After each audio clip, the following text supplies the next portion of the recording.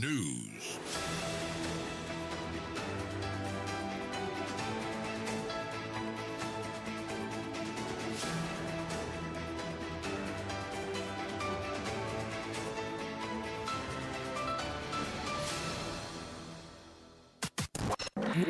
It's official. DLFM 106.9. Yamamo akwaba afitu mikane shia yen ewo Facebook no so a DLFM 106.9 na yemfa kasebo no enchirimu emfa ensomum yansha kasebo na se FM free etifedo matemnum mechire northern region na nkra beto di ye kasebo pono so enchirimu sem abantiwa bia wenya emfinhye no dunumpe 15 years ababunu kra ne den abekansa eye Abubakar na bemuai wakwakoto dam bia ewo zabzugu ewo atifede matemu ahwere nenkwa na nka ne kiremu sem eye ndo adakwesi adai na yekita wonsabosum da toso aduonum ena nka betojo sem sei abofra no de ena no memi na atwa mu ena abofra no ekokoto nsuom omohwehwe no hwehwe ne sanya de mu hu ne nte ndo ada nyame ya adom a wonom etimi ehu abofra yi na nka ne kiremu a one ne maame ekwafuom na wonom abapa na maame ka che ne so enso na ta hodom no esukom de ne pa ne sente mmode ankwasa kakramre na ja abrewa ofa kakram fampa ne menase na ma wofra ne ko ye pe enka ne chem so hwe enso ne no se de nte enso na ane ye fese mi ankasa me madwade ne medwade ya chenti mentom kaka na abofra bo ne homode ko soro ohuri ne se son sabe okoto nsom se adwene a okakọ aduane adi ewa subontim na abofra ne to nso no ma ye pe na kira kwan pe meme nana enya de a wonom etimi hu abofra ne kira kwan no ada ena bo yipuma kwa abofra yi wonom etimi hu na nkrabeto ya kire mu sem priva moden akopa abofra ne kra bra mu guso a ehwehwede enti enam so abofra yi etimi ahwe ne kwanti weni sma hodo a efret fide mantemu zabzugu eba enumere de mu nkire mu esomo Yanto akase bone so na odumje ku ewo oboase ewa santimantemu abomodin atimi akoyi abofra keto bi a yawo ne foforo ye niwura ebo omodin ade ne kwoto ajanan bia mu ewa eye kwamedua krom eno wo oboase East District nim na yade omu chema nipa no ede abofra no ekoto ajanan bia ni beye 8 p.m. eye kwesi ada no kuta sabosom ni de toso aduonu ewo mfimpi mienu ni aduonu numu amedum de ko no etimi nya call edi fritimemfo no hono mamuko ewo abra na abo 10:30 eye p.m. omukodu hono na kyerese 11 pepepe mbo modin etimi abofra no efri eye janan bia ni ma mu ne eye samchofo etwetwe nkomo no mu chiema ade divisional officer grade 2 Peter Adai editu samchofo anim echiema team no station officer 2 apia kubi edi omanim eba omodian ekodu honom chesa omofra omsima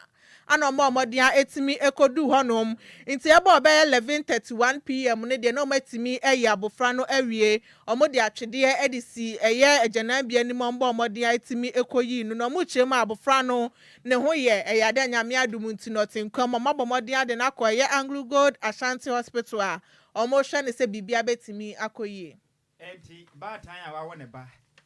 ene ode na akoto ajanan mu ewo boase ne wo amoya pa akwadwo si papa na wo ba do mpempo afa na kwato kwan ho obitimi je no na kwato bola so ada ko yini na anye ya na ebia na owuwie ye no niku ne so wanje na wanje ya na ade ne kwato ajanan asemo ngo fa sifu we kura de mo me ho tete me kura dodo ajanan mu pa abofra ne ye be fre ne bedi akon wate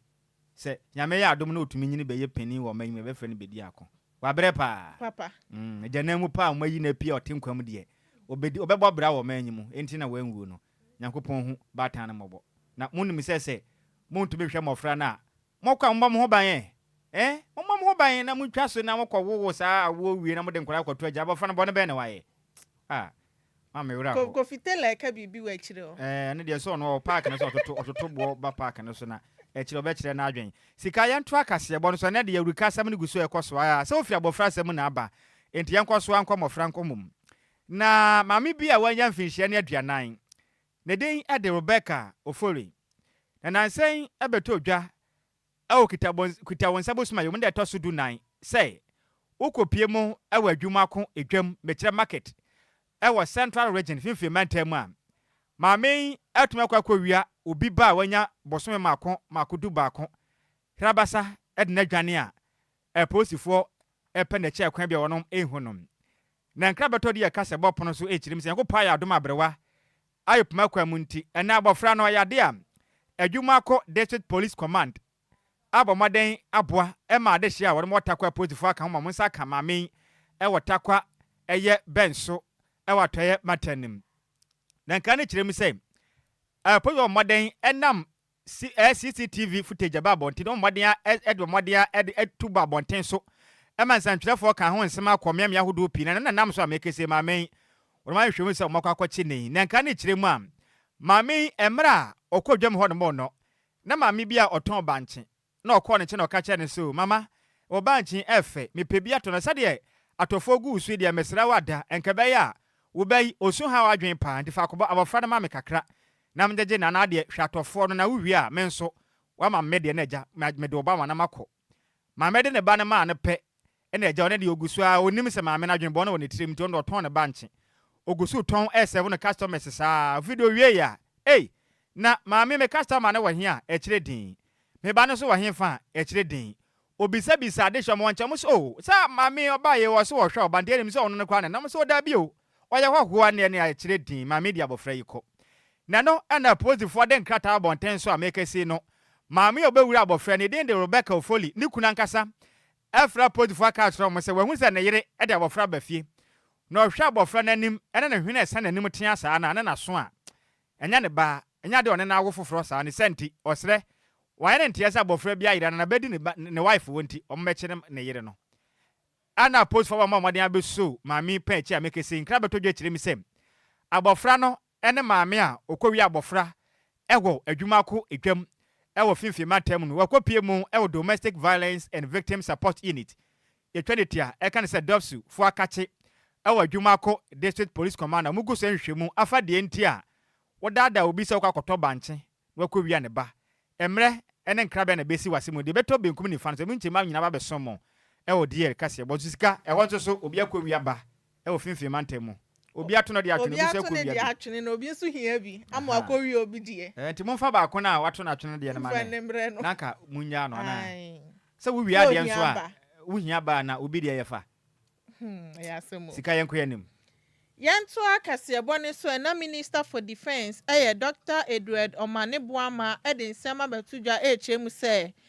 aban na ahofama pa se bagalamse no betimi akoatia na broadcaster ye government accountability series press briefing no call so Jubilee House anodi tudwa na ochemu se Ghana Armed Forces nso ebu adwuma ye pa se ne be galamse no ombetimi akun etiasan so aban ne so de hyehyɛ pa egu apem se ne be nsakra ye betimi aba na aboa no mu na ya ba ko no matimi akun etia galamse no se ne be ye betimi ache ama oman no sanso no chiema ya de multinational anti-illegal mining operation secretariat no so beboa no ma hwa dwumadi aban ebedi nina se ne be galamse no mukun etia no bibia betimi akosoye na defense minister Ghana Armed Forces for abaso ye papa esan se ba forest reserve na ya de omudi dwumaye se ne be ya bibia betimi akoso ewo honum no chiemu so Ghana Navy so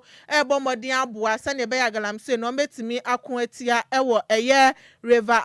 and Cobra Western and Western North region. Supporting the fight against illegal mining, Galamsey. Ladies and gentlemen, the Ghana Armed Forces have played significant supporting roles in the fight against illegal mining, Galamsey. We are not out of the woods yet as a nation, but there is hope because there is a political will at the very top. We have reviewed the fight against illegal mining and have worked with stakeholders to reform the fight. The National Anti-Illegal Mining Operations Secretariat, NIMOS, is a product of that review exercise. The recovery of several forest reserves early this year, which our forest guards could not venture, was led by the Ghana Armed Forces. Additionally, the Navy supported land forces in Operation Hall 2 to combat illegal mining along River Ancobra in the Western and Western North regions. The Navy's riverine operations along the Volta River, like Operation Oasis in Bui, also assisted in reducing the effects of illegal mining on the Black Volta. To strengthen security along Ghana's inland waters and riverine areas, government launched the Blue Water Guard training program in 2025 this year. The Blue Water Guard initiative aims to establish 24-hour monitoring of Ghana's water bodies. It is a strategic intervention to tackle illegal mining activities, protect the environment, and restore Ghana's polluted water resources. The first batch of 453 personnel were trained by the Ghana Navy at the Forward Operating Base at Ezilimbu. A second batch, made up of 532 personnel, commenced training last month and are scheduled to graduate this week. The training of the guards reflect Ghana Navy's commitment to operationalizing government's initiative of ensuring that all mining activities in Ghana leave a positive green footprint and not pollute water bodies. Eni ya uti ye Minister for Defense Dr. Edward Omanibuama. Yantua kasiabon so yenyira mu ewo Ghana mampeni akache John Dramani Mahama edesem atudwa echirimu sem. Make I say or the aso abofom say Phase 2 project edema brekuso coastal protection project no ensha ase ne momode amwase be beboa na ensu eto na du bebe na po na nebuafu na tidal waves ekoso ho no ma na abupan na bakrum ne na de hye na dan bubugu no eto entimi ntwa Ghana man pani chirim se nansen yada ebeto dwese okopie mu oframantem miamia hodo bia ene aprike kan ho kakra na etumi achekwan mu mienu na obi nko na obi ma amanfo dan ne nyinada etumi adwere aku eno achi nso adwapade pire na hwere yene nipa bibire ho kan a edu pempenso na ha dwenye pam na mna Ghana man pani ana no minde etwa mu okopie mu ewo aye brekuso omemendai oni ahemfo na ade shom ka biom kopie na Ghana man pani echirem sem aban bi betena o man so mfinhia makoma akwa nwotwe ohwe ya sanka phase 1 project o sha ase na kombeye nanso alata mwemwen wonu manye nanso na ban abai de wakantem edinsie se baba no homaden etuma de obetumi ayem na fra mantem bibia da tada wave no etuma ha wo mo no eye ban ahodo mo je ede afa pona no se be ya epono bufu na se wugida etimi nkokrom enkwesa japade no obetumi ayem na boa ma hobambon sem etimi akoso Ghana man pani chirim say emfimpim du mienu emfimpim eye mienu ne eye dunum 2015 ena o sha ase phase 1 no nanso we no ohwe asa nkaja anya hwe krampo no enkabana da etwa mu beto aso nanso mo ye nya aja ban etwa aso nti na bana behwe ase so betumi abona yankopon ya adoma enka se enkodu 2029 de na project mo we Ghana man pani e chiremu a opese obo na de so mo fra mantam mu nso project ahodo akwan ahodo asese no obetime ma ho ba monsem etimi akonkane odi nsem sei editor esentrefo enim. To be here with you this afternoon in Blekusu for this important and long anticipated event, the groundbreaking ceremony of phase 2 of the Blekusu Coastal Protection Project. This occasion is not merely symbolic, but it's a clear demonstration of what responsive leadership can do when it listens, when it cares, and when it acts. In 2015, during my previous administration, we commenced phase 1 of this project, Coastal Protection Project, to tackle the serious threat of tidal waves eroding the coastline of this area. That phase comprised of 4.3 kilometers of coastal defense works, offering some relief and protection to the communities affected. Unfortunately, for nearly a decade after this, the second phase of the project stalled. Despite repeated appeals by residents, the MPs, the traditional authorities and civil society, the project did not commence. In 2017 and again in 2021, destructive tidal waves swept through this area, uprooting families, destroying homes, and eroding livelihoods. I can still picture the videos and the pictures showing the images from the effects of these tidal waves. The pain, the anxiety, the fear that was etched on the faces of our fellow citizens. Earlier this year, during my visit to the region, I pledged that our government will no longer delay the action that was required to take away your pain and your fear. And today I'm proud to say that this commitment is being fulfilled. Any awoti ye Ghana man penny John Dramani Mahama. Yento akase bone so na Ghana ban e de betudwa ehemu se free SHS no omo de ye private schools be ye aduasa e de aka won sane e be ya eye free SHS no ebetimi aso obi aso na obi abeji atum se eye omampanin dada na dodanko ekufu ado abreso anode eye free SHS yi ede ebaaye na ya de omo de eye private schools na aka won sane e be ye be boa na school for magbo apeso e we ye public schools nim no almost omo ho betimi ahenha no matimi akọ eye private school ni bi sane ebe yo almost omo adesua ho nsem ebetimi akoye na Ghana National Council of eye private schools for agiatum ehese eba adesua ne adetwe ho nsem abibia betimi akosoye e wo private schools nim sanso na omudi tudwa na omuchema ofo momodian no monko eye Ministry of Education sanso na Ghana Education Service for no monko hwe eye schools ahodro aban ede aka free eye SHS policy ne ho Yantua kasebo no so ne yenkopie mu ewa Asante Batenim na kofale bai edema Willing Way Recovery and Rehabilitation Center na den ede Madam Lydia Abena Meno ede nsem atudwa echirimisen ne center no etimi aboa emanipa bebrom eye empem aduonu baako 21000 na wonu nyina da eye drug addict enipa omamade anum no bone mafa omadwunum na monam kurom atumi so sabe wamoto ochene baako ho atochema enti omadwunum ka omo ye pa ne na montene basa saa efisi mpim mienu ene du baako 2011 obo mo homaden atimi ahwe o ma isi amekeso mu nyina da ho atumi atowonom na Lydia Abramenu kasemu ene wochire mu sem edu ba bia ekwan hodo a enipa bi efa so num dubone wo manga na mu no in fact aya asem ese mpanifo tena ase na mo pe ho asem kan fi se ha adwenye pa wochire mu a mebu ni pinene nubone nti bibro na dom wo madwene mu aka wonom oso nam Ghana mountain nipa ni pi na adwene mu ka wonom a ohwehwe mu a enye huhum sem enye beyifo bi na abo obi dam anase obi na abo bia na mum dodo na ye nubone a enipa bi endom ti nene akofata zusanso no de aba Madam Lydia Abena kasem no wochire mu sem dwumade we nyina odo tudwa emra woma omaden epeja award eno no ye eye holistic mental health advocate edition nensa ewa sentiment emra na Ashanti Business Merit Awards dwumade e course a eye business executive woma de she dwumade we ya emu eye de ye pam na Madam Lydia Abena Menu kasem no wochire mu sem ode afuto de ma mebun titiro shisha munyai kwabane tumi kofa shisha twe na ne hwinum na so nyina ye wisie se tum aden uboku sie eja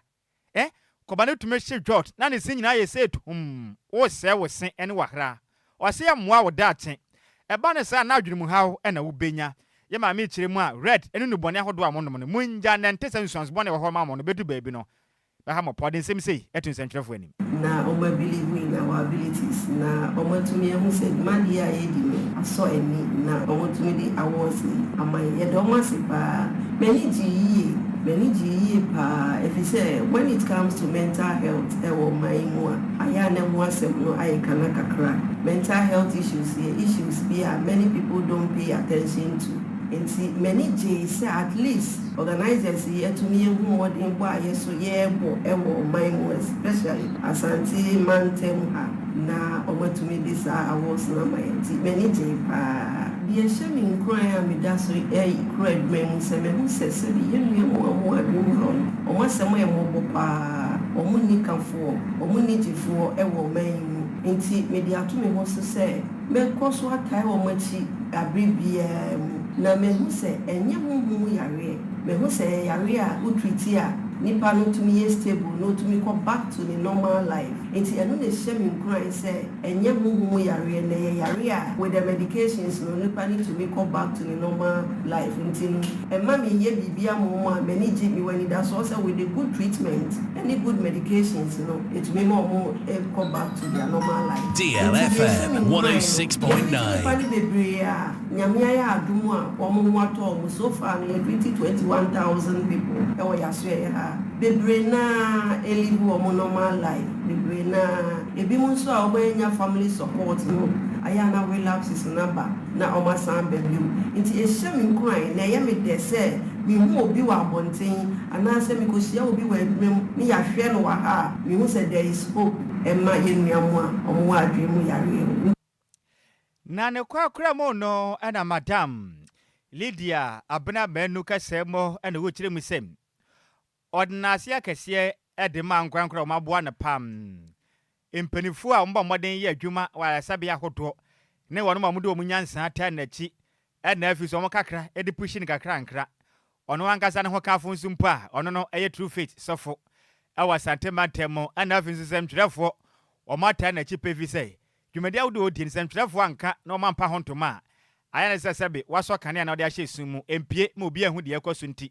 sentwerefo se ya de yankopon hira ye pande bi ada no de ebehunu no yenka ne moa na dwumadi a odi no enko nka na wiase afa na nyina ehunu se no so boa moman ni pa se wo madwuma ka wo mo no wonom enya wonom ahoto foundation enye ba kufo adwuma na entumi nye ba kufo so di ada if you say you working as a team inti me fa kwanya nso ada mechitafo nyina se ye medical team Mr. Kingsley Mo ye psychological team so Reverend administration Mr. Collins and Mr. Joseph Opon ye do mo nyina se papa pana say ye company for ye ma me bi a o makom ho abom say willing way o mo ne ye be kwore pepepe ye ntumi nya o mo achi da e bi ti say ye ma me madam Abobon Right and Responsibility Initiative on the your director. Ye mami Adwoa Agyei Nyankopon sira no baby biara owo. Ashanti Regional Mental Health Coordinator. Ye mami Madam Faustina Nuako. Ye da nasi bebre. We most of me programs ne campaigns ami ya. Ye ma Fausti and the time echi baby biara meko bia no. Menim na eko. Me da nasi bebre wo be. Come the near friend pe na wadi yeso. Ye beda ya suffer through faith. Ye papa na me agasa me ukeni odi mechi Mr. Shadrack Kwadwo Adofo mi da wasi bebre. Any ye my willing way foundation. Any TV station a would do nyina media houses. Oh, someone can one coming to me no baby amedri. I say monka ho a anka mentimi endu baby a medri. Oni power tin ko no ene ye kofale bai. Edema Willing Way Recovery and Rehabilitation Center. The day at the Madam Lydia Abena Menu ena wote ni ye. Yen twapo na yenko amahodo so na nsem kakra todwa no yemfa mu nkyiremu emfa nsomo. Yen twapo de ane ne yetufa akwa mu ewo Bangladesh. Na Bangladesh asem efiri ho na mo ba na nyame anim nukure ni enya ade a eye nika kram. Na ni nyina ne se Bangladesh wona mahinkro edi adaso eye Dhaka. Nene wiemushen ba ko a eno no eye Air Force training aircraft. Etu enam wiem pa te se bia no ma onam wiem a obomframa. Na prenu tu ye no anche bia. Be ni tetepe na mfumuso bi ato eye plane ho ehwo atochema. Ene eye pilot na wotwie no. Ohwedin na ose bebia mi kwai de emwa. Efise suku dan bi wo hodom na doma wo hodom no nyasem komenti no. Eso na adwen so betumi aye bi obetumi bia nanso. Fofi atoata na wadwaraba mo bo no homoden e de play no akwa wo so. Adan a eya brosen esisi no mekesi dimpa maako aduonum. Ana wo nyina da etimi ahwere wonom kwa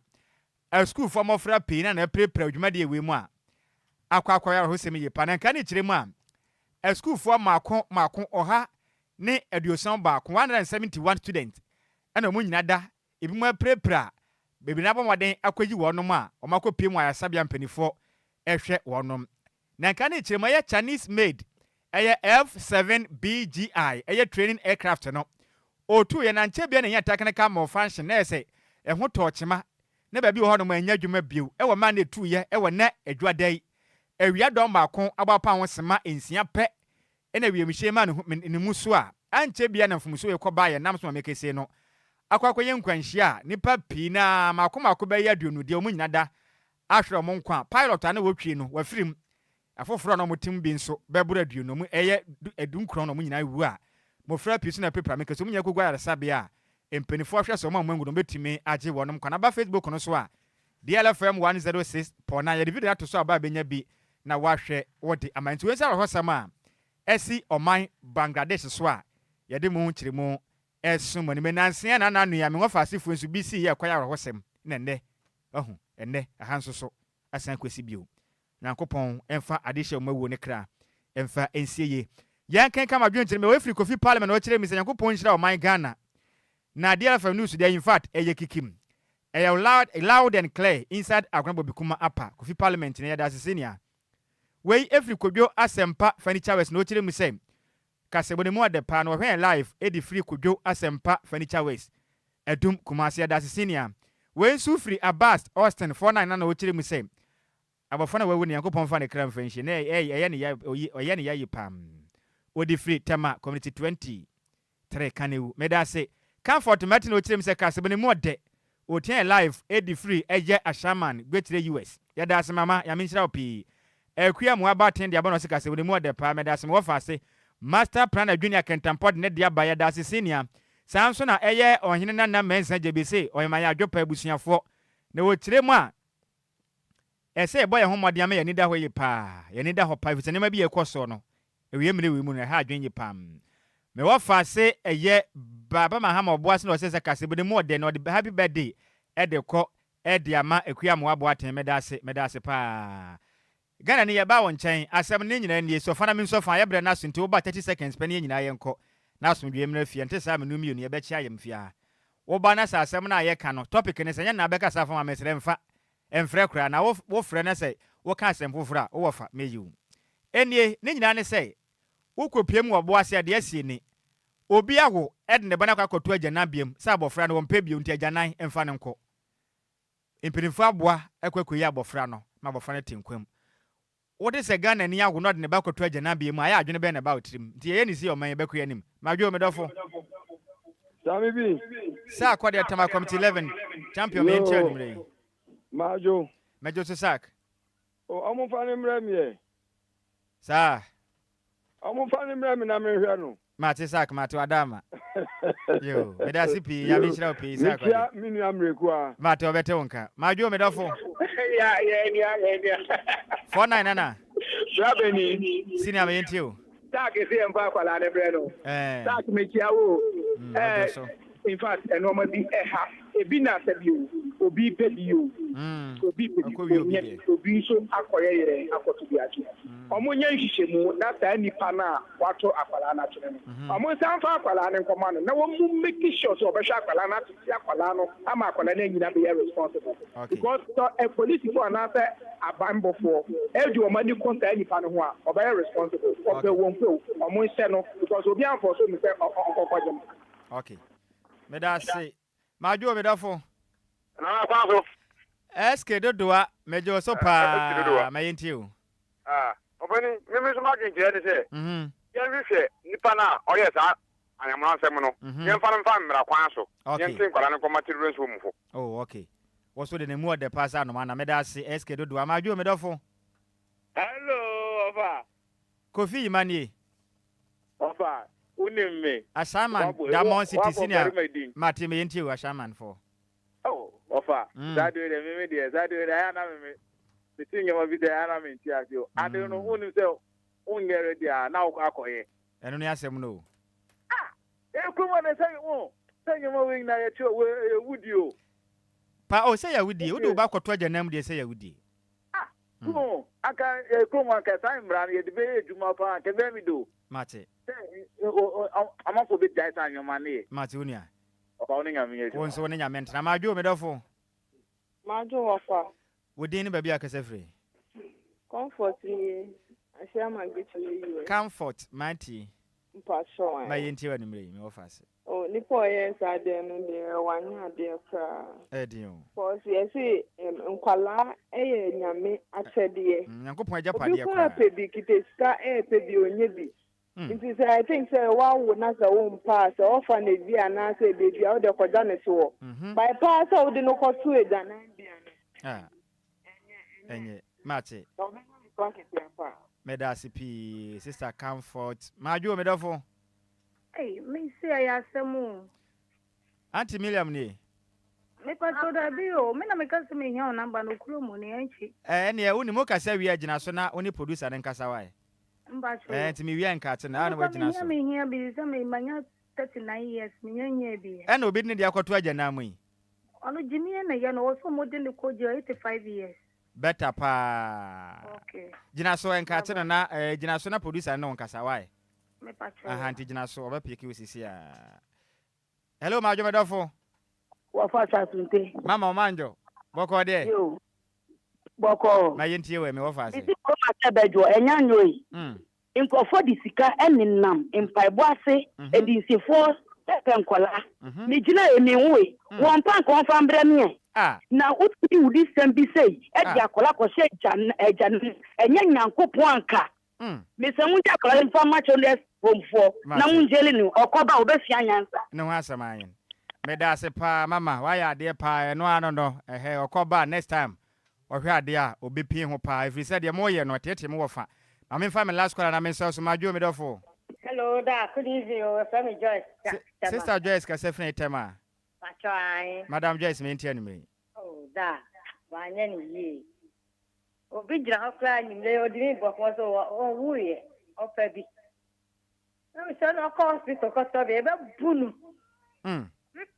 Ana onu anya da ko to ho. Adwen. Kasa chiro mu no Mate, ye menem wo fa asefo no be kasa. Me da CP. Oh, me wo fa asisi wo mpere time no so aso. Majo me dofo. Ya mi an Sammy na won se. Ya mi adumo to me Ebridge Ankama champion 30 seconds my yenko. Oni me. Oni mu ya na doctors no ma eti ase ma no ebi no omukọ we mu ayana implication bebre woso so mu wo a special yana at times no create me ja omo adwen mu yare pa me sure say bibi sa na ya etimi tima about time bi yes because how come tell be nyinsen oba 9 months what me keeping in 9 months wo ya dia kwato agene egrusu so wa o se me kwato na atwe me da se to me susu say no man ni bi na ya na ekoso me da se pi nyame nhira pi ma kasebo no ya gina we su ne ye de ese mesrɛ mo ko ne de ba nanso ye bre ne nti me di agora Apakan jit be pa mesum meta maso nti mesrɛ mo fa nche me na ansa mekɔ no ye nsam twire ne ono to nkra edifri asante matenum edemani den de Samuel ofoli boaten na ne mofra mienu eye baako ne den ede Patrick Chei boaten and afenso Samuela boaten ofori emofra yi eco school ewo adankraja SDA primary and KG ne yakopɔ ya adoma ekina da me mofra mienu wei eye wonum graduation ti NFI fundraising ebekɔ so pa awa santimanta munti same say ne wo fa mentietia me chacha mu mra enti 49 nana ene kofite na busuan ya me ya adoma ye nsem training a oto nkra wa santimanta ne mofra mienu omukɔ school adankraja SDA primary and KG school no mo ye graduation NFI fundraising ti ne yenkɔgya wo nom se be ya de biada me frɛ me wo fa obefantesa ma so be dwumade ne bekɔ so wo mu school mu hɔ no ma enti ye nyina yenkɔbɔ ekina anopa no ndu bepepe na wo mo kɔ ne nyina yenkɔbɔ awo nom se be ya me mofra we bituma wie school na bibia ye kama pa na eye news producer ba ko a wo fie ha ye mfa ne ni agro kra no ho ofete se yi enya sim kuma kra ne den ede Emmanuela osei nyako na danfo ba ko one ne hwibom one ne ekra na ekɔ na so kra na one ne bom etafri kusua ba ko ne den ede an Barbara na ename wafa si any birthday in fact ne ho ofe pa kofitela we dia ye sore pe hu abofre na gine number aba enti ayi an ni ana Barbara na dasi ne ho ofe pa o enti ene ne birthday oh hello babe ene happy birthday go as you an Barbara nyame nhira opi no nya okese ne wa woda na onya ne soronko wate ofo mfra domu kwa domu na wodo ho abo Emmanuel osenya queen die na in fact we ye kikim into our Daniel Minshina or Panotin and Infantry say happy birthday once again. Go as to you and Barbara. Wo North Legon, Yanko Point Shrow, no York, no more Dano, and yes, strong con Cassia Bono, Yadia see, could tell a business a higher, na higher with him into your poem when in now, na ward, never fa. Enti Second one year see Ghana Nika 7 years, you must have 1 year miss, remember, after the same with the Maya. Kofitela okoyido tie ne papa eyase waba kopie mu ewa YouTube ana afinso Facebook no soma kase wonya videos na emfoni ne behweye Emmanuel osei nyako eboa yo kase bodemu DJ Zikibi echinchim afiri ne furuma do soma ya akankanfo ebesi ngonya be soma enumre no edi amejeso ye wofa Nhyiraba Kwadwo Sammy bi menem wofa ase ba Adwoa Agyei Sikapa ana mra ne ene Dumso Levi ya kwe na Apakan GH otena se ne ndada efa memendana aha efa pa Black Queens for no mutu ja ekoye inti Apakan trends o de munchire mu nyinada ebeso mu nyina moniti a adehye DL Power Sports on DLFM 106.9. Sara Yankupo Peno. The Yankupo actually say Beho, and the Beho. And Yeda Yankupo. And some mistakes in our players' side now. Omutumi Ecolasian. Inshallah, Bruni say Mintu Masi. Obefena was yes, no mabi. Maybe what the direction of Kifis Akona? Direction me yen eduko win never kofa obi aba na my high diamond na mitianika. Some of you are journalists, some of you don't I think you are doing like you don't go to school. Direction me, I'm taking Confessor to a good direction. We thank God we didn't lose in our home today. 4 matches, 1 point. Alhamdulillah. You are taking yourself for bad direction, action, bad caution. DL Power Sports. The Muerte. The Jawo. That devil.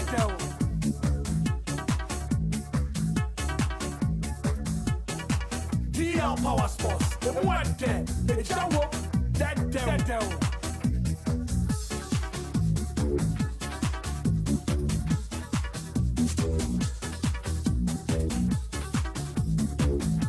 Power Sports. The word there. The Jawo. That devil.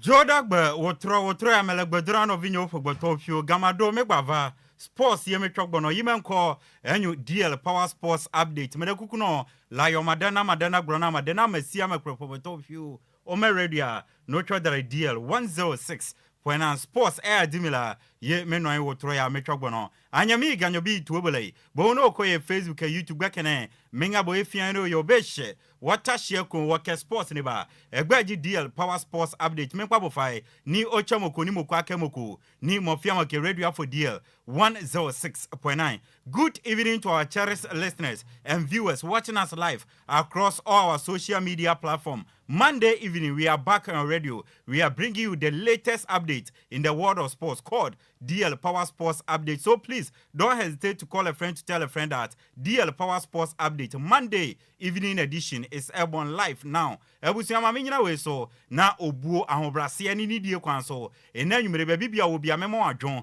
Emo wakwa ba kese pambe piem. Ewo nkrampumpuni mantemne Ghana. Ajatum kasafidie kase ba ko pesu DL. Ohani nsia echiripo enkron. Ene eye dwada efiti memere da besi kwasiada ne na dwada. Agudie mo nsama wudua etwagu na wotwe. Ena yen agudie mo mrante yakwakope. Edi akobre semufo wagibra transe. Wewu so asone sokroje ntebeni nyina. Watwitwi de afim ni akede osie modu otiefo editie sa wote ohwefo edihwe sa wohwe ena yen okafo nso no edikase yetenase ne yebedwudwam na nwumere ede ebeso ya agudie mu nsema na wotwi ebu mfumpadi adanadane ne adencheche wo Ghana bibrem ene broni kroso ya toridin DL Power Sports update abusia ya tasensem ne yaboa no yabone bede babibia obi atami kuchu yebe pronsem no ede egu fam de ama yetenase abribia onim se Lumba nsupada roma okan ho ma yede nsem no eba nti abusia na nwumere kama woni yamfaseda kese aseda chenchirenche emfama Lumba ensupa na Lumba nsupa ye nsu abadwama nso a emoti emuode kama na ye nsuo ni wie no ye de command Food and Drugs Authority ema omo mo otumi se nyama ye dikọ ye nipaduam se ye ne ayenom ne ye di no omo ye mu nhwehwemu oma ye mu nhwehwemu ajatum se Lumba nsupa no emu ya krogen efini nkeka bia nim sebe enti wonum na ko nipaduanum a enkofo ha bia emro enti nsu awo Ghana ndey esa wonum de enu ani Lumba nsupa enije samne se ope bottle water ayaye bi ubenya ope sachet ayaye bi ubenya enti efiefie mo mfangu fridges mo na mo mobo enkwala ne kosku a bottle water mo mfa mo no mo mfanko hostels ahodo Lumba nsupa no ena mo yusu ena wudi dwuma bi a se ye wedding outdooring eni dwumadie bi a wudi bia no fa Lumba nsupa ne som wa hoho e wo dwumadie na ase na bibia be kama de ama mo amotonton so Lumba nsupa no na meka mfo de amama se monton mudwa na mudi no ebetumi atumpon na mfa ne ntoma pa fra bibia ye nsu aye no de eno ne Lumba nsupa oba DLFM yakachi won kran Agbogwa Junction yani Wisconsin International University main entrance no and yedi mpunimpu oba yakachi a odi obora receptionist wa o se o share receptionist no na woni ni nkomo ope Lumba nsupa to obe lead you na wanya bia to baby bia wo bia na nwumre utie me ope bia to de udwuma bia number wo de be oda wo de na anie 0555 no abo 5 miensa e de atoa so 274757 0555 274757 ana 0577 475343 0577 475343 Lumba nsupadarma waswa yen ediensi agongon DL Power Sports Update juada numere de ya tenase ye de eba sana mpenefo ka no nipa ba ko ne nsansu nyame ni kata enti ayame nkwa na mede nsam ne ba seda kese enkoma kwa me afumu na numere ota ekire ye de nsam no ede eba champion Kofitela Facebook and YouTube or the water for DLFM 106.9 obenya dwumadie ne bi ne wahwe o abusia me ameti akonya kese mu di dwumadie eba besom wadi amege so no eye ayensu ano de hye Apakan GH the blizzard ki yentie we ba yebesi famne ya tu jana nwumre e de agudie mu nsam de asomo Apakan GH wo de nyansa de wadiawo wo interview wo kasai wa hu brase wo radio mu kire se wo yo pabe ne wo radio mampa enti Abusia yanka jangumene yantu jana nwumre emfa ensam no ensom de enhyase emfa mfi Ghana yewia na ye de broni cross de no e de atoa so de amade a yenhyase emfa mfi Ghana mrante a esi akan ewa manone na onim se pre-season no ahyase a eguso ekoso na boboku a yefen Zalei Ges Zegi omo fi Hungary omo tena fie ma Leicester City ebo mekaba ko pewa omo endmante enije samane se Black Stars of Ghana player yefen Adwoa Agyei Sikapa onya anterior cruciate ligament injury enti last season ni season kate short ema ne kotena fie after 215 days no enije samane se brand yefen Adwoa Agyei Sikapa is back dano memreda otumisi akan edema boboku a yefen Leicester City enti Adwoa Agyei Sikapa is back from anterior cruciate ligament injury onya na eno ne enije sama eba na nwumre mede asomo ewo dwumadie ne so na boboku a yefen Tottenham Hotspur makache ena mede mani a kire na ho ena Black Stars of Ghana midfielder yefen Kudus Mohammed Osinakan nansen na boboku a yefen West Ham United ehu ni die eji 50 million pounds edi fi Tottenham Hotspur ho ena mu ja brand yefen Kudus mu se onkobo ne bom emfama Tottenham Hotspur ande jersey number 20 edema Tottenham no ena brand yefen Kudus Mohammed akwaje a ohye na otwim Kudus Mohammed ene ne Tottenham Hotspur team no omo first preseason game against Reading na game no kwawie no na Tottenham Hotspur ache Reading na ball mekame no a omo entmant ene je samane se Black Stars of Ghana midfielder yefen Kudus Mohammed no ofi bench ebe mu 46 minutes oba no ena obeye assista boboku efen Tottenham etumi di nya go enti abrante efen Kudus Mohammed no ne first game for Tottenham no watumi enya assista wa shase on a very good note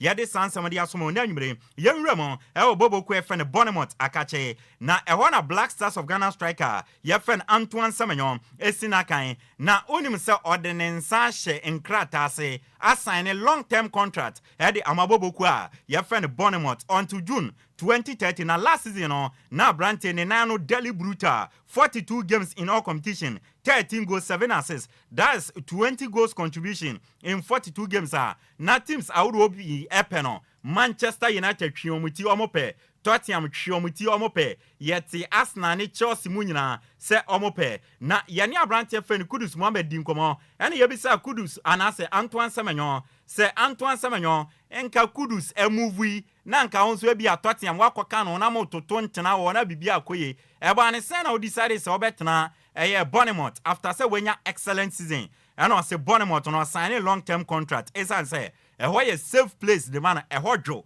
oba ho mo budget so bibi opebia ne nsaka na ofile se Bournemouth for no omo pe no enti okeka sa nyama we nyina sie ni no ohun se sabe mfaso bi ani so se obe move from Bobo Kwefen Bournemouth Antoine Semenyo I mean, if you go somewhere, you want to feel wanted, and I didn't feel that. So this was my safe place. I felt wanted, and it's good to be back. So yeah, it feels great. Does it show how much you're enjoying your football right now at Bournemouth? Yeah, I think I just want to be playing. I want to be playing injury-free. I think that's the most important thing for me. And we've got a good group here, and we're wanting to achieve top things this year, so it's the best place to be right now. Antoine Semenyo, a Black Stars of Ghana striker, UPM Bonimota, Osina Nancy no sign a long-term contract at the moment, and Yebisansa Diana, and Osio, a 1 year safe place the man, or Sanso Philly wanted. Ain't was sign a contract. Wet me at na yede wonsam Eddie Asumo. Ye figana mran TSC akanwa manonidia. Yamfe inchim el Morocco. Eho ena 2024 Women's African Cup of Nations. Ya born in 2025. Na koso el Morocco na watching and yede quarter final na so na Black Queens of Ghana ni ejina kono. Yani oma ye fe na Ogia. Ene ni yabo quarter final no. Na yabo game ni nyina wie 90 any extra time nyina wie no. Na obian to me mfa bon to ne yonkwantenam 0-0 entine se yede bun samadwoso atopreko broni kan penalty kicks na se yede hyehyɛ so na yede hyehyɛ so no na nyamisi bahwe Ghana na Ghana de penalty kicks yanya de na so we de enyama fademan Ghana hye penalty kicks na enan ema Algeria ehye mieno enti yakoba se Ghana ni yi Algeria e de afim ema de yetume progress akopiem awo semi final. Now we know the first time in 9 years and Black Queens of Ghana ako Women's AFCON to me APMO our semi-final semi-final Osimwe Black Queens of Ghana yeni na semi-final yeni wine bebo yeni omaya omu hosti tournament no Morocco for no yeni omo the semi-final no edi bani ampaye bidwa china 8 p.m. Ghana time and Black Queens of Ghana semi-final game no yani omanya ye friend Morocco ye de boy nti after say ye North African team Algeria film no in the quarter final the semi-final we are going to meet another North African country Morocco nti ochina 8 p.m. the Black Queens of Ghana and Morocco and at the semi-final game no at the ebweni na Kim Las Biokegren and a training coach Edema the Black Queens of Ghana or say Morocco game na yakwa kobono enya bayira abrewa to me de tu nanum no draw simple sa esanse Morocco mine o hwe omo man team na omo a very good team omo team no so strong omo bo ofie enti home fans no ebeba bebo age omo so and offense bibia be ko in favor of them enti okika we nyina de sie ni a game no ebe yiri bruta enya bayira abrewa Adwoa. Yeah, it's going to be a tough game, of course. Maybe the toughest game that is possible in this tournament. A strong team, and of course in their home country with all the fans who supported them. But at the same time, I'm just talking for myself. It's the game to play as well, for me to coach. So I'm really looking forward to this game, and it's going to be a good memory, hopefully. Na Kim Las Biokegren editu dia chirema game na ya ni Morocco kwakobo china e was semi final na be difficult game no e na editu dia chirema se game no Ghana ye betumi awini dia Agyei yenya good game na se Ghana yenya good game ochina against Morocco owogidie se nyama betumi afa e ma Ghana ashe Morocco ma yakopiemo e finals. Like you said, we just played the other day 120 minutes and penalties, like a game, of course, and then we have been traveling yesterday for the whole day, more or less in total. So of course it affects us a little bit. We prefer to have one more day to do preparation for this game, like the Moroccan team will have. But there's no reason to look for excuses. Normally the head will stop you before the legs, so it's all to be ready here in a mental way. And I can guarantee you, if we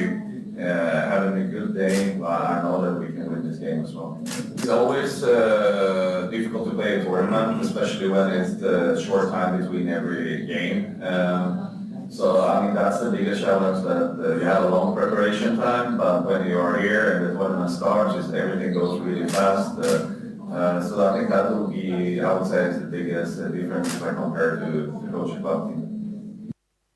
Kim Las Bioka Green, a coach, Edema Black Queens of Ghana, and I want to Ganti Channels Farm Soch na Black Queens 8 p.m. Yejina Kono, Yane Morocco semi-final of the Women's African Cup of Nations. Ebeba so edonsem edi asum yam PM ewo Wafu Zombie under 20 men's AFCON egusu ekoso Ghana Man Soccer Center of Excellence pram eho ena sa tournament no ekoso na otwi the Black Satellite of Ghana yene o my friend Ivory Coast ye the semi-final game no edi ebuani na Ghana dikan ko to atena dikan ena Ivory Coast for se munso man nearby ya modie and almost take no esan so de ba ko pace nti game ne ba na wie no na Ivory Coast aka Cote d'Ivoire 2 the Black Satellite of Ghana 1 nti me no ka say Ghana the Black Satellite ye ntumi an qualify an kopie mo e wo finance ye de sansam no e de asomo na nwumre e wo ye ndwumadie so ye fi national issues dia yam fa ye ni nchemo e wo the Ghana Premier League na kache na Ghana Football Association e release date awodo for match days yebebo in the next season 2026 and 2025-2026 season in the Ghana Premier League no na according to GFA no almost say next season no season be started on the 12th to 15th September 2025 na ya bossa match day 34 no more expected say May 23rd 24th 2026 and ayebe to me ewie no se bibia NCDA enti match day 1 September 12th to 15th 2025 match day 2 September 19th to 22nd 2025 match day 3 September 26th to 29th 2025 match day 4 October 3rd to 6th 2025 match day 5 October 10th to 13th 2025 abeto ato aso sa match day 34 no omo expect say May 23rd 24th 2026 na yede abana wi yede enwonsam de ato anim na wahye so ede amame Division 1 League nenso no Ghana Football Association echirima ebesha se September 26 2025 na yewie no May 11th 2026 na teams no senate zone 1A teams no ubenya Real Tamale United, Tamale City, TF Exponential FC, Northern City, Wa Power, Legon City, and Sankara Nationals, and Boga All-Stars. Zone 1B, Doma Unity, Techima Liberty Youth, DBB United, Mighty Royals, KSC Soccer Academy, Victory Club Warriors, Brekum Asnam, and Yape SC, Uremo Ewo Zone 2 Swam, Rose Park, Park Academy, Ubenya Future Stars, Ash Gold, Kim Pfizer, Nawanya Soccer Intellectuals, UCC Youngsters, New Edubiase, Elimina Sharks, Sky FC, Sershi All-Stars, Secondary 11 Wines, Ebony FC, Insuopon Fidelity, and Police Nationals, and Zone 3,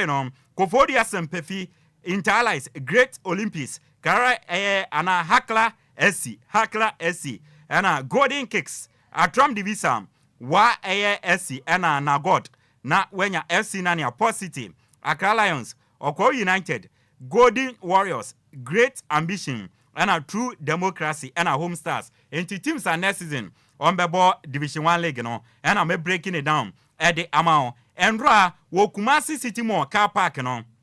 Ebusia, I want a Kumasi Asante Kotoko, Elanchi Omu Fabu Census, Enti Fabu Census, officially, Kotoko Alanchino. Standard no Ghana ha 5 cities. Bosumbia bronze 10 Ghana cedis, silver 20 Ghana cedis, gold 50, diamond 100, platinum 500, royal 1000. Bosumbia sika obetia no. O abrochire nso a bronze $5, silver $10, gold $25, diamond $50, platinum $70, and royal no obetia $100 ewo ha. Yede awonsam edi amount na enro Kumasi Asante Kotoko e confirm say Abdul Karim Zito or to adwuma so permanently 2 years contract na omodi ma Abdul Karim Zito say on to adwuma so na ombo adwuma nti Abdul Karim Zito permanently no Kotoko amani 2 years contract yede wonsam edi amount na enro Kotoko announce captains say Samba O'Neal and a captain first deputy no Henry Anso and a second deputy no Lord Amwa yɛde awonsam ɛde ato anim Heart of Folk nso officially and then almost started pre-season ɛwɔ Pobiman 3 p.m. and then yɛ training a yɛde wonsam ɛde ato anim na Heart of Folk announce say Oma party ways with Yaya Dramani right back no Omega kwan Asamoah Boateng a free strike Omega kwan and Michael Ampedu right back on so Omega kwan Samates 1996 actually 4 players mutually Oma party ways Yimano Owusu Boakye Gosway Aveji Desmond Jabin and afenso no Abrante ayefene Jaffet Novianyo Jaffet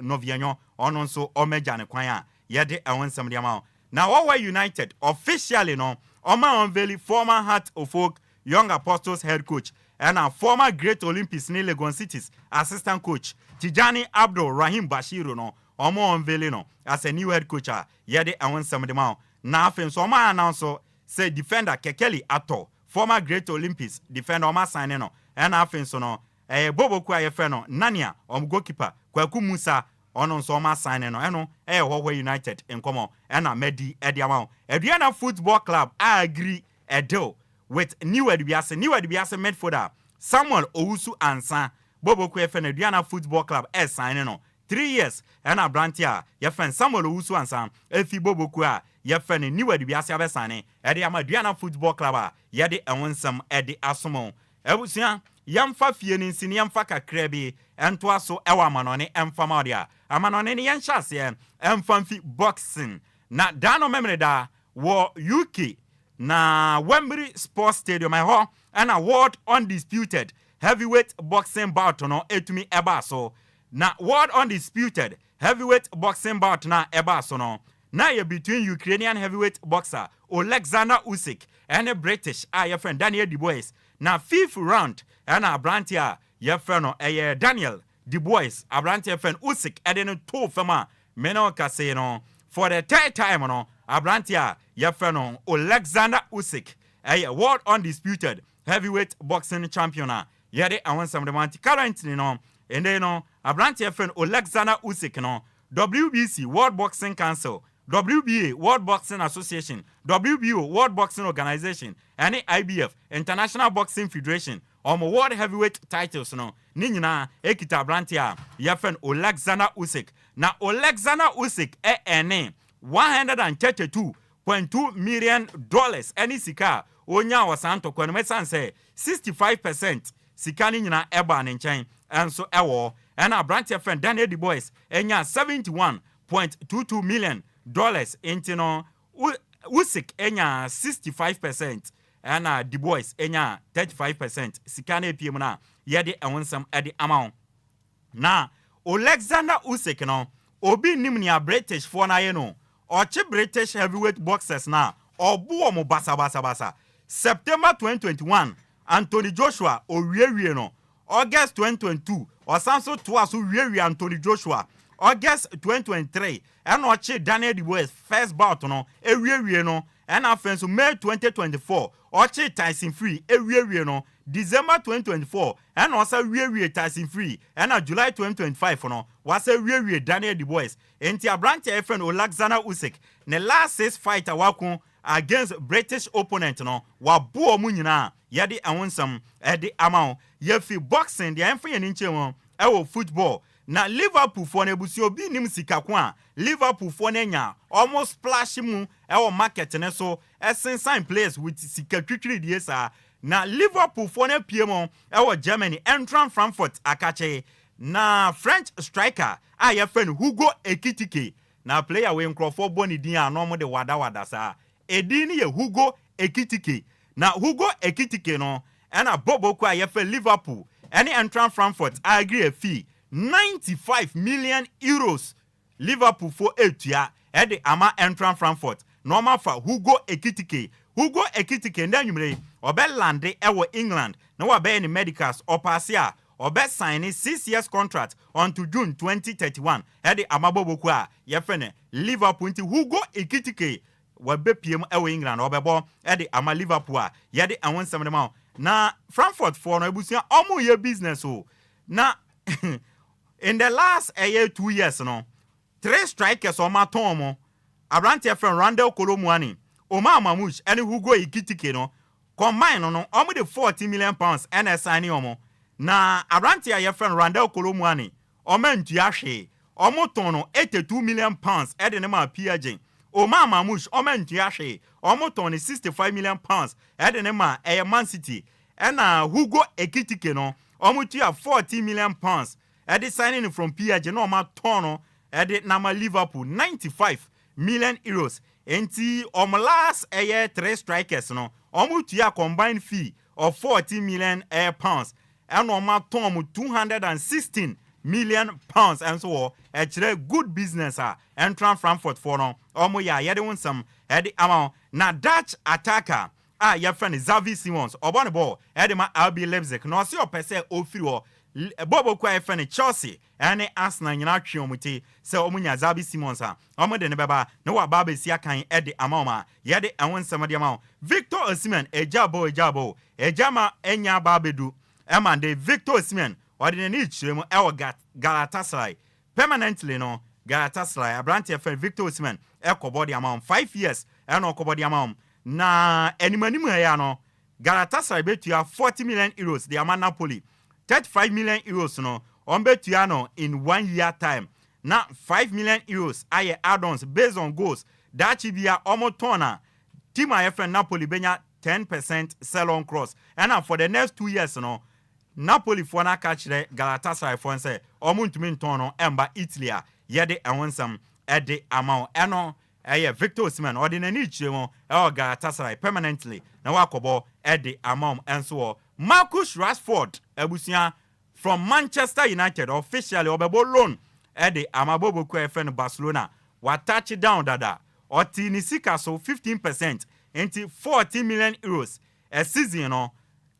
bobo kwa FN Barcelona ebetua ede ama Manchester United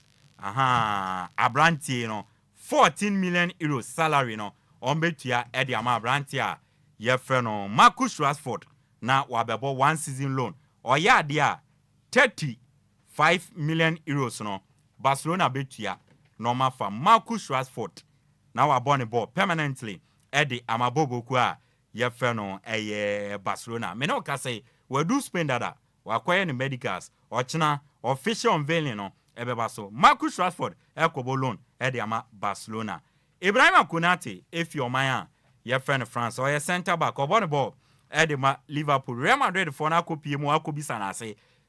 Liverpool for no beton ombeje sen enko watwetwe guso ekoso bibia totodi ndi ebia samaway Ibrahima Konate ebebo ede ama boboku a your friend Real Madrid from Liverpool Abrante your friend Alvaro Morata onim se inde no Abrante your friend Victor Osimhen eba Galatasaray inti Galatasaray for say chairman pebebi fa onya de enti me no ka say Spanish captain your friend Alvaro Morata obebo edi ama komo ewo Italy 1 season loan eno babebo oya de a ombetono permanently a yede awonsam edi ama ewo dwumadie yi so Jacob Ramon Spanish young boy no Real Madrid or center back Como for no assign no from Real Madrid 2.5 million euros that should be a Real Madrid etona and I say tima ye freno Como for no tona Real Madrid evenya 50% sell on cross and so ye de want some ediamanti Jacob Ramon kobo ediama Como from Bobo Kwa ye freno Real Madrid Saul Niguez Spanish midfielder from Atletico Madrid oko Flamingo and okobone ball wa yede won some de amount ye gina so na agudie mon sama yede beso na adwuada anwumre nyina no yede asi enso so ewo honom na yamfa seda kese ema kwame afum ota ekire yede ensam no ede ebaye enso so ewo honom na champion Kofitera Facebook and YouTube odiyen enso eto so na wofa Sammy Tuga Madina Masalachi Opportunity Bank anymore wofa yenchiao enanyumre otom mema mpabwa webiem ku ha awuti enti wofa Sammy Tuga yenchiao enanyumre ya Madina Masalachi Opportunity Bank anymore na afenso no Ishmael yes Ishwan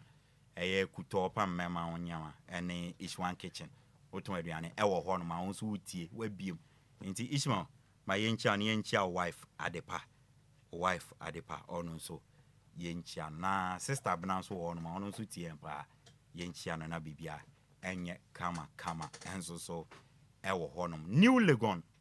Abu Junction, yes, God Day Collection. Joshua Kwali, webiem out here. Brother Joshua Kwali, yenchia ewo New Legon Abu Junction, God Day Collection. Yenchia we fantastic. On so shop on de bia utie DLFM. And ayensu ano ehɔ na mewie. Yes, me a me bra penny Mr. Kofi ayenu. Wo ayensu ano so ate webiem out here. Minchia na minchia wife. Sister Mary and so ewo. Zigisa onwe Ikefwe. French and then. Oh. So what's what French? Ikefwe. Alabo ranguru. I want to ranguri. But that's what French, Anna. Debbie. Comment ça va? Oh, ça. Ça va ce que tu vois? As a matisse on you be kebi. Oh no. Je m'appelle Ninkwana meti. Ane comment tu t'appelles na janmeji. Na watching your course ma. Ikefwe ne de onti ase. Menti ase. Oh. Say madam for now me penasem. Ne nyum no urefi. Ikefwe. Oh wow. About the rumble. Rangere.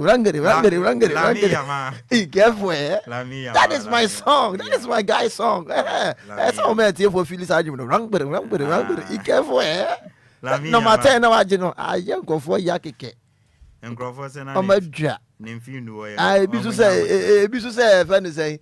basafo mo amosema hangi za Jesse no. My ayi na afi masa da koma ayi. We Lamia. What is here? Sa Messi kwe no antu fati be hye na mfa. Omo ye den ya waje. Nti ye no ye di Ikefwe ni bedi. Wo sa nyum na ka wo ba me Ikefwe. Me nim ta. Wo di ta you bi. Oh, de o cha me ba sa nyum no. Na ma me sa nyum. Do rangere Ikefwe.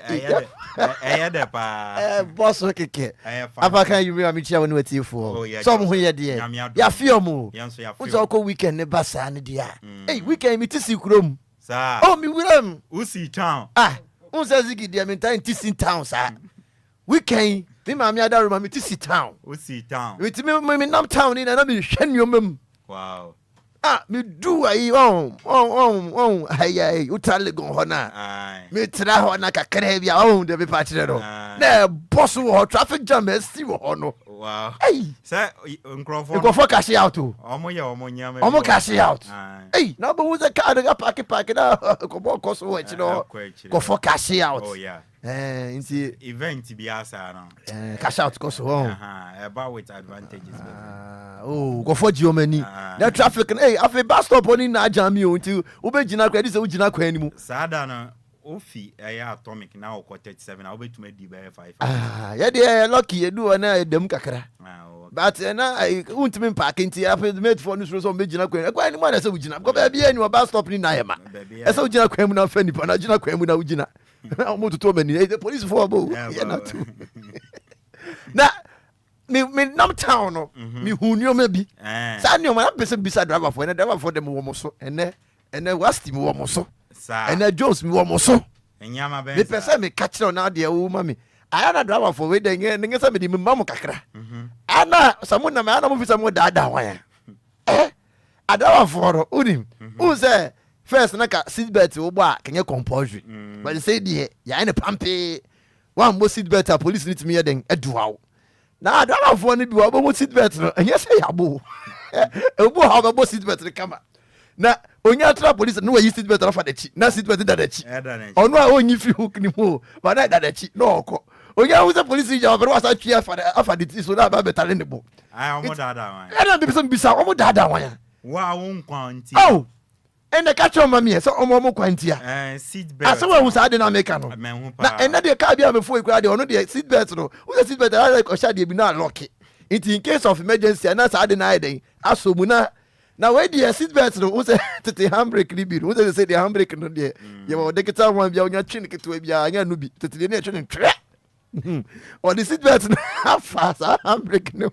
or the achichiri kakere bi you don't achichiri o that's why I lock it ho handbrake no na say the order lock seat belt dey ni ho or they lock na or they atone ne so the you use police in the order atone ko It's more dada one, and no person who into the use of seat belt, but seat belt no oba a protectoma say in case of emergency accident is here. Once as accident sina say ebia umbo seat belts ebia car no kopima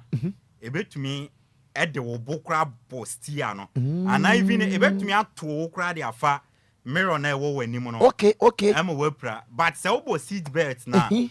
ba ne sana seat belt ne be protect o okay e be so mu nti wuntumi nkọ wanim seat belt na adwuma edi no adwuma edi ne nti seat belt na e mo ho kwa nese mo ho kwa say as driver for no e use no enye sa enyama bebre wo a ye nhye ne so bat funi nim ni enti omo ye nti ya show mo so mo use na for omo safety and omo dey agro no bisia obonko pim ebia stia na dey agro wanimu no adofo na dem de mo so mo van chame and me ye bom ho ban sa seatbelt na police mu hu police ni ana mabo police ni mu chama ebi se omo bo a omo asa omo ho tete omo seat no so ebinum so omo bo a omo tete na sa na tie ana me nti o ma se ade and o boy se me to me no that boy na dey mo so na mo hu ni se wo sa ade bia no se wa nya mfimfiti ase na se wo ye yi a aha once obi wa on pebo nti aka wa ye use nti wo ka so nko bo a ne ho tete no nti people try to for no Apakan say e mu say the safety ness nti in case of emergency yen kan accident bibia betimi asi anything can happen e betimi say wo car no de wo twi ni ye ba na obi da bebo mu say I mean there me won kwa ni sama sorting no can it be muni be 3 4 5 times no e muni awro sa ne de na wo sit belt de na uti ati ne wepra nti esrema da for sit belt ne de ye ni mun na mu fan da mo ho na mu hu police fo na ma she da bo mu tra police Tommy wo jankama ho me bo ni di ache Tommy de me hwe so no taibo ni sit belt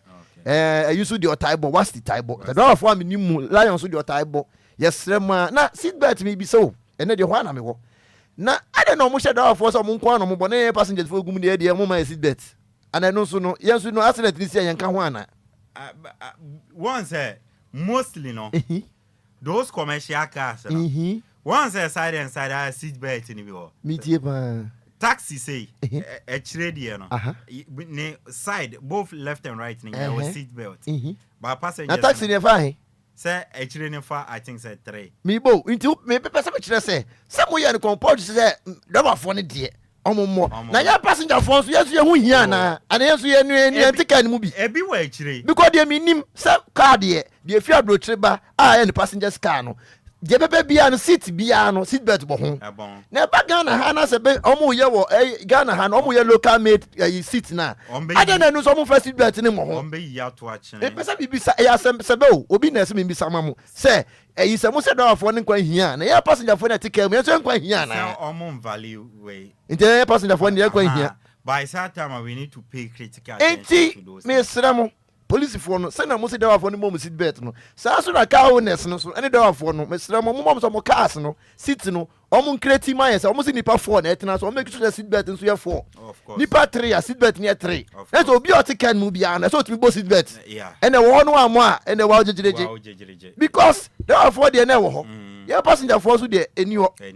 na uko tena ni mo de ka ni mo de cars bebre de ka ni mo de ka ba ko bo se yesi ba ko she fifi o so seat belt bia ni mo kwa so ho e risky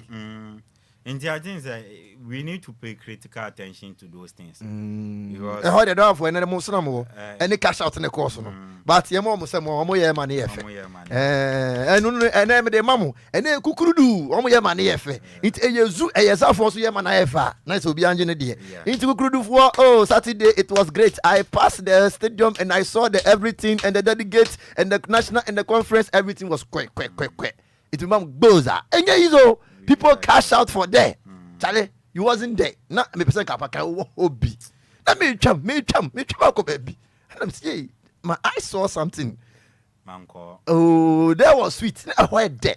me differ over same corner oh na say ka ubo break me do na me car me ti passengers car that was near as seat belt wa style ni bi odu police for wa yi seat belt na fa the corner na beto ni bo ye tra hwan wa say ya fa the corner na say da chiram si driver who da wan ya ono ano da no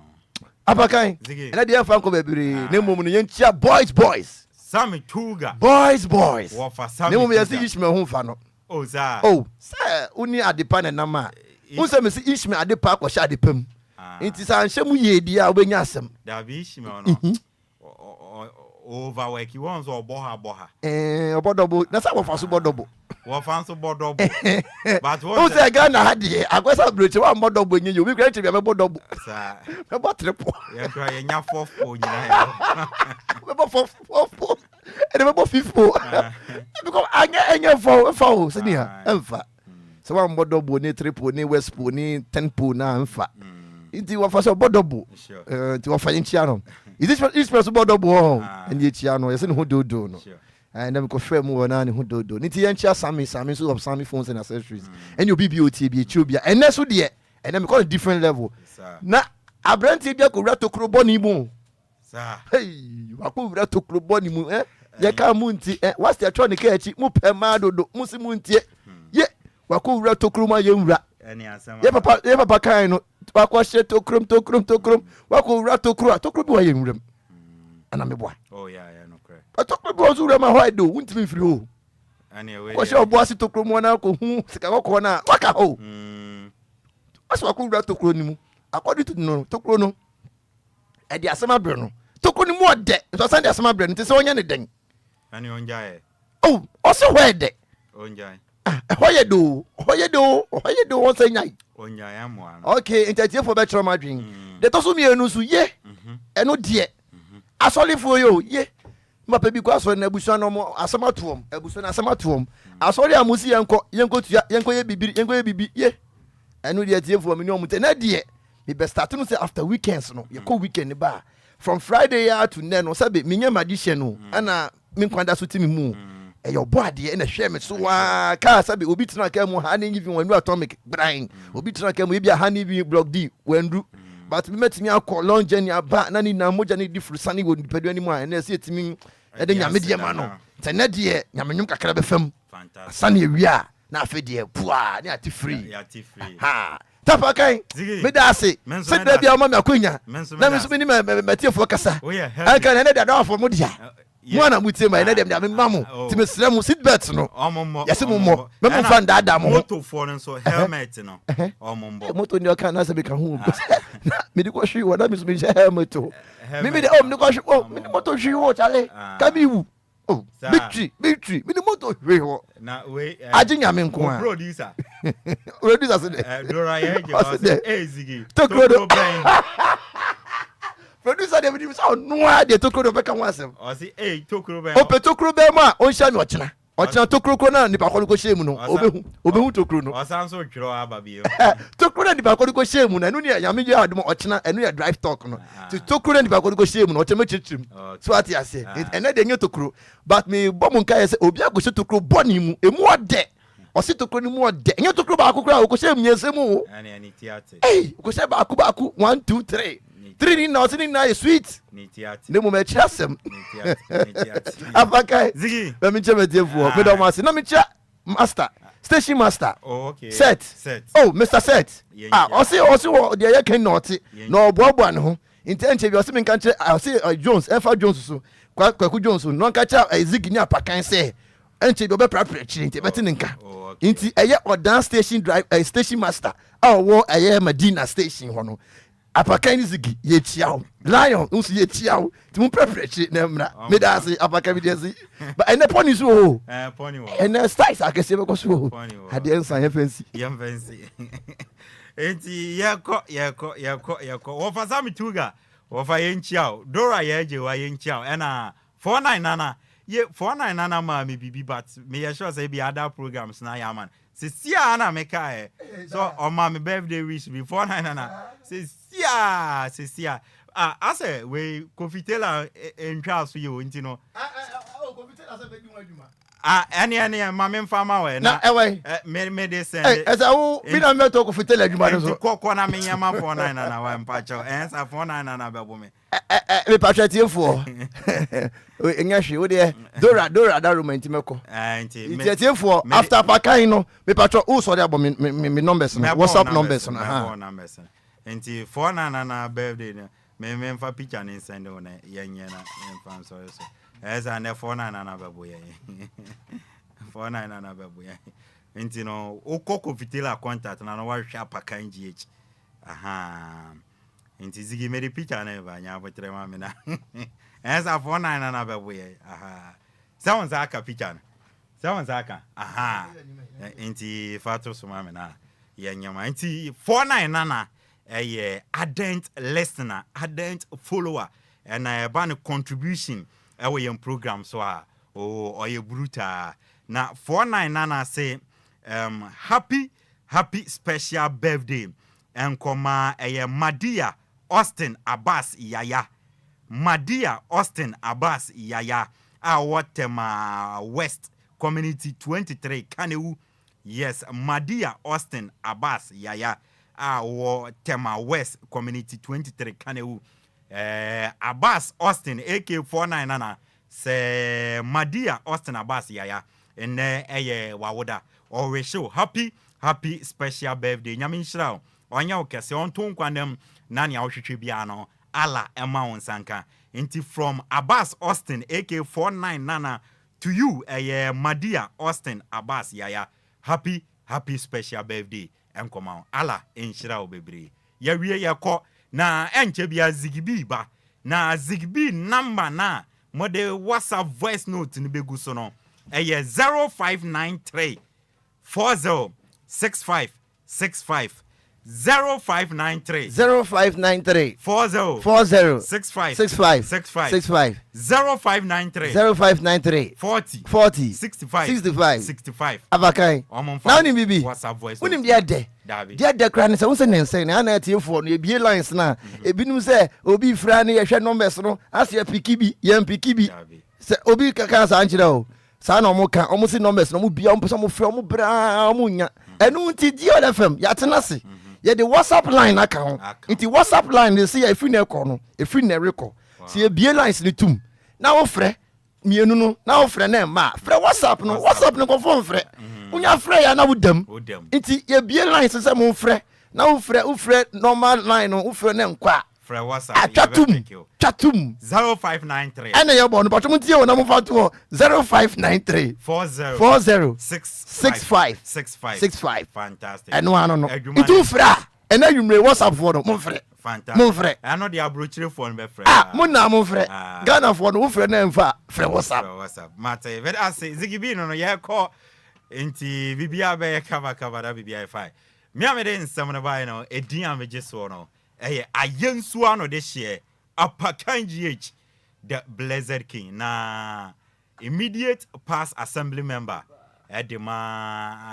Suate electoral area in the Ayesuano constituency. Honorable Benjamin Bredu, Honorable Menyan interest we biem kuha with you, Honorable Mamin Chia on anyway, na be fine. Yeah, call Secretaria Pon Yankopon, Ehuya Mobo, na Ochna, Ochen Kwa, as I am ordained P and Swa. Yebeba Ababesumo.